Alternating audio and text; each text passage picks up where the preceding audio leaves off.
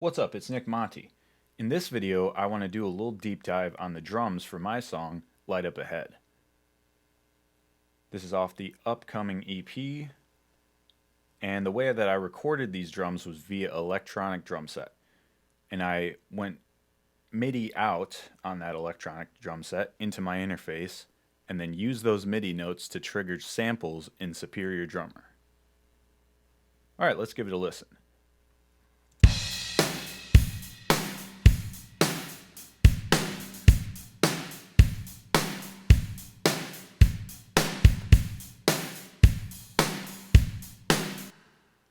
Okay, cool.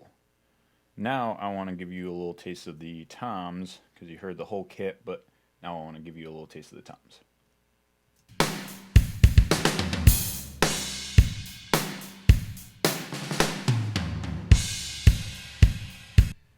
Okay, now you've pretty much heard everything the kit has to offer. So, let me dig into it a little bit. Start with the kick. Now for the samples that I used, like I said, I use Superior. Sometimes I'll mix and match between different sample packs. This time I wanted to use one sample pack and utilize the different microphones within that sample pack. So, as you can see, we have the kick in, kick out, kick sub, and a comp track that was printed from Superior. Now, in addition to this, I have two parallel tracks. I also have two parallel tracks on the snare.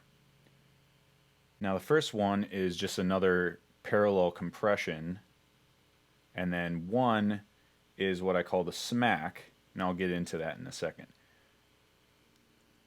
First, let's just go over the different kick mics. So for the kick in, you got your punch and you got your attack. The kick out is a little bit deeper.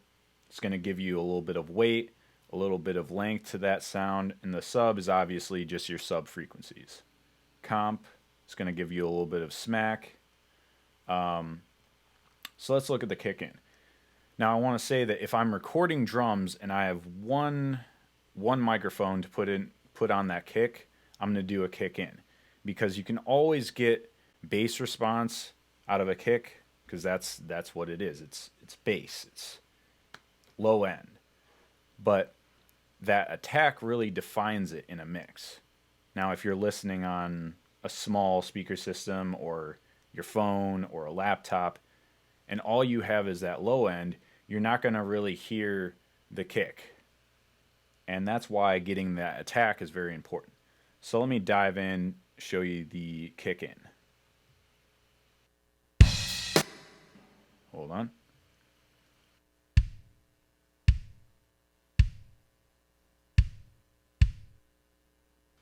So there you can see, gives you the beater attack, pretty punchy. Now let's go to the kick out.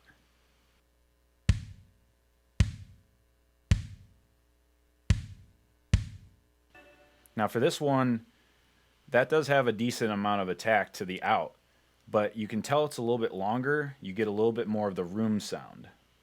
Now let's go to the sub. For this, I would recommend anyone listening listen to it on either headphones like this or a larger system where you can actually hear the bass response. Because if you see here, I've done a low pass so that really you can only hear the frequencies below 120 hertz.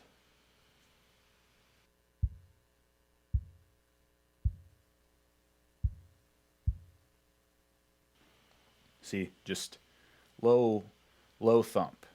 Now let's look at the comp track.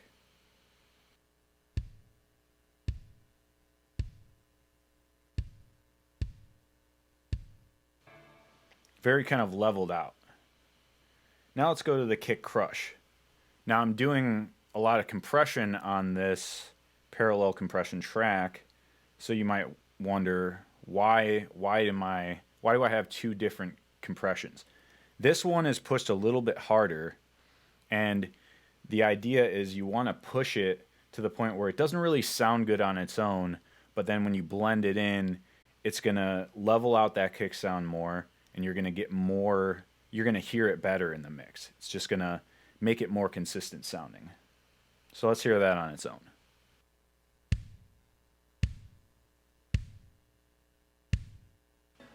So it's a lot like this kick comp track, only even more compressed. You can hear that length of the kick more.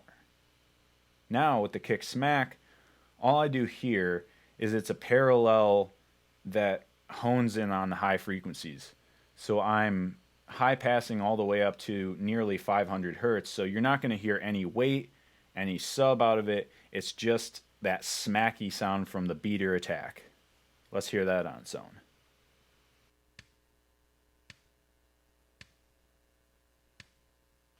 Now on its own, it sounds very unimpressive. It doesn't really sound like much. But what that's going to do is make that kick attack more present in the mix so that you don't lose it no matter what speaker system you're on. Now what I'm going to do is go to the drums in their entirety. I'm going to bring the smack in and out. And you're going to hear the difference. It's going to be slight. It's going to be subtle. Because this one, you can see the volume's -18. Sometimes I bring that a little higher. This one, the attack was already kind of there. I just wanted to give it a little bit more. So let's do that.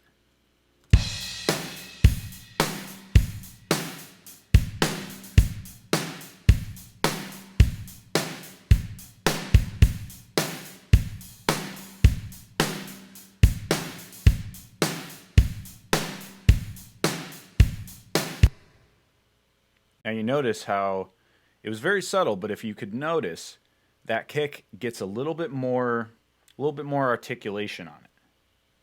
Okay, now let's go to the snare. Once again, I have two different parallel tracks. They're both compression this time, but they're doing different things. So the first one is it's crush and smack. That's kind of how I do it with my parallel tracks. The first one I'm using R comp. It's a pretty transparent compressor. Pretty fast attack time,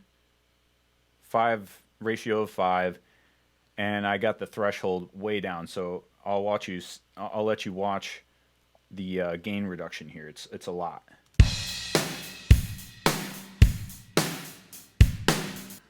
It's almost going to -12 in some places.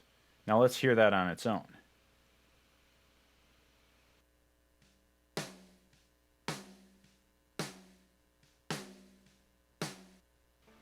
Just really smashed.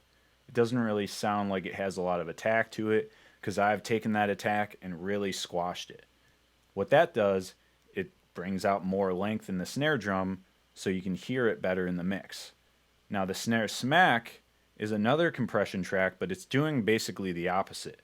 I have this V comp from Waves. And I've noticed that this one, it doesn't give you a control of a very good attack or very good control over the attack. So you got fast and slow. And I like to put it on fast, but what it does, and this is also what's known as an upward compressor. So it just has input, output, there's no threshold. So there's a fixed threshold and you're driving that input up into the compressor and it gives it a very poppy sound. And I've noticed that this actually has the effect of accentuating the attack rather than squashing the attack. So I'll let you hear that on its own.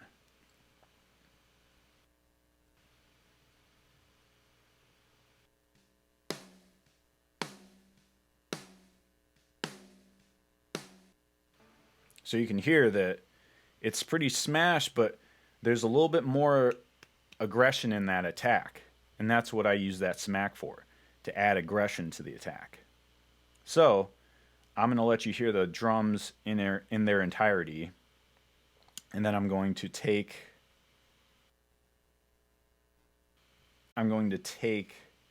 the parallel tracks out for the snare.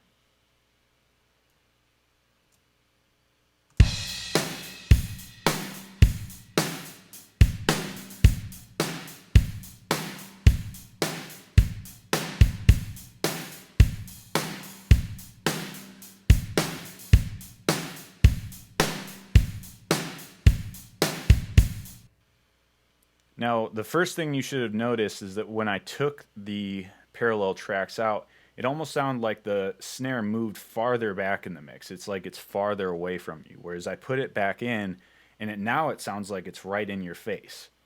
And it's somewhat of a subtle effect, but in the mix, that really makes or breaks the track.